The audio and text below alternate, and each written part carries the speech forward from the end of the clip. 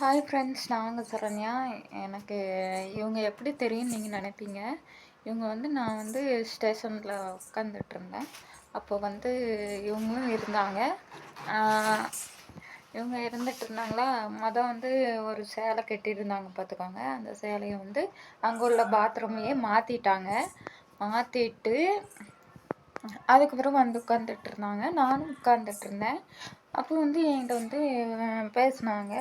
என்ன ஏது அப்படின்லாம் கேட்டாங்க. நான் சொன்னேன், இந்த மாதிரி பிரச்சனை வீட்டில் அப்படி சொன்னோன்னே அப்படியே பேசிகிட்டு இருக்கும்போது அவங்க சொன்னாங்க, நானும் தனி வீடு எடுத்து தான் நான் இருக்கேன், நான் மட்டும்தான் அப்படின்னு சொன்னாங்க. எனக்கு அது ஆச்சரியமாக இருந்தது. ஏன்னா நானே சின்ன பாப்பாவோட போய் கேட்கும்போது எங்கேயுமே நமக்கு வீடு தர அவங்க முன் வரலை.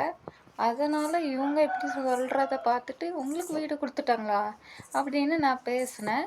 பேசிட்டு எனக்கு வீடு தருவாங்களா அப்படின்னு கேட்டேன். தருவாங்க அப்படின்னு டக்குன்னு சொல்லிட்டாங்க. யோசிக்க கூட இல்லை, டக்குன்னு சொன்னாங்க. உடனே நான் அதை நம்பி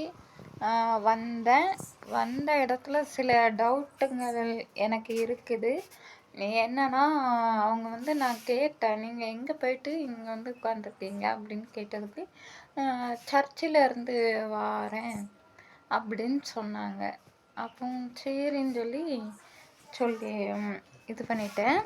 அதுக்கப்புறம் இங்கே ஒரு டிக்கெட் இருந்துச்சு ஃப்ரெண்ட்ஸ். அதில் பெங்களூர் டு கரூர்னு போட்டிருக்கு. அதுதான் எனக்கு கொஞ்சம் டவுட்டாக இருக்குது. டேட்டும் நேற்றுக்குள்ள டேட்டு தான் போட்டிருக்காங்க. 9ஆம் தேதி டேட் போட்டிருக்காங்க. அதுதான் எனக்கு ஏன்ட்டு ஏன் அப்படி சொல்லணும்? அவங்க கரெக்டாக உண்மையை சொல்லியிருக்கலாம்ல. பெங்களூரில் இருந்து வந்தேன் அப்படிங்கிற ஒரு உண்மையை சொல்லியிருக்கலாம்ல அப்படின்னு எனக்கு டவுட்டு.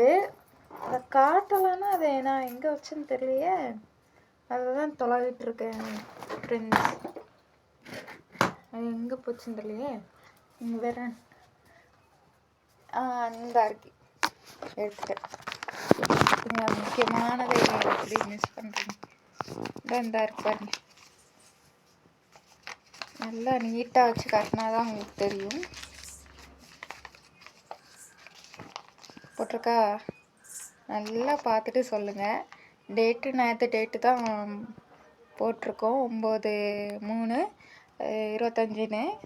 இதே மாதிரி இன்னொரு இது இருக்குது. இன்னொரு ட்ரெயின் இதுவும் இருக்குது. அதுவும் 24 11ஆம் தேதி போயிருக்காங்க. பெங்களூர் தான் போட்டிருக்கு இதுலேயும். அப்படிங்கிற மாதிரி தான் போட்டிருக்காங்க பாருங்கள். அடிக்கடி இவங்க பெங்களூர் போய் வராங்க. அது மட்டும் எனக்கு டவுட் ஆகலை. இங்கே சில டப்பாங்கள் இந்த மாதிரி இருக்குது. இது எதுக்கு யூஸ் பண்ணுவாங்க அப்படிங்கிறத எனக்கு யாராச்சும் தெரிஞ்சவங்க இருந்தால் சொல்லுங்கள். இங்கே இருக்கலாமா அப்படிங்கிறதையும் சொல்லுங்கள். எனக்கு டவுட்டில் நான் இருக்கேன். ஏன்னா அவங்க 6 மணிக்கு வருவேன்னு சொல்லிட்டு காலையில் 10 மணிக்கு போயிட்டாங்க. எப்படிங்கிறத நீங்கள் சொல்லுங்கள் ஃப்ரெண்ட்ஸ்.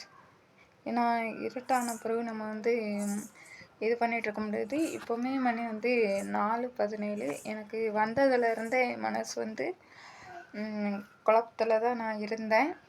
சரி, போடலாமா வேண்டாமா அப்படின்னு நான் இருந்தேன். உங்ககிட்ட சொல்லலாமா வேண்டாமா எனக்கு இருக்கிற டவுட்டை. அதனால் நீங்கள் என்னங்கிறத சொல்லுங்கள். அதுக்கப்புறம் நான் திருச்செந்தூர் போகலாம். என்ன ஆனாலும் சரி திருச்செந்தூர் போயிடலாம். போயிட்டு அங்கே கூட யாருக்கிட்டையாச்சும் நம்ம கேட்கலாம். அப்பா அம்மா ஹெல்ப் பண்ண மாட்டேன்ட்டாங்க. ஆனால் திருச்செந்தூர் யாருனாலும் போகலாம், வரலாங்க. அது ஒன்றும் அவங்க ஊர் கிடையாது. அங்கே வந்தாலும் என்னை ஒன்றும் பண்ண முடியாது நான் நினைக்கிறேன். அதனால் அவங்க வீட்டுக்கு நான் போகிறதில்ல. திருச்செந்தூர் போவேன். அங்கே இருக்கிறவங்கக்கிட்ட, தெரிஞ்சவங்கக்கிட்ட நான் ஹெல்ப் கேட்பேன். அதை அவங்க இது பண்ண முடியாது. இந்த வீடியோ மூலமும் அவங்கக்கிட்ட நான் சொல்லிக்கிறேன்.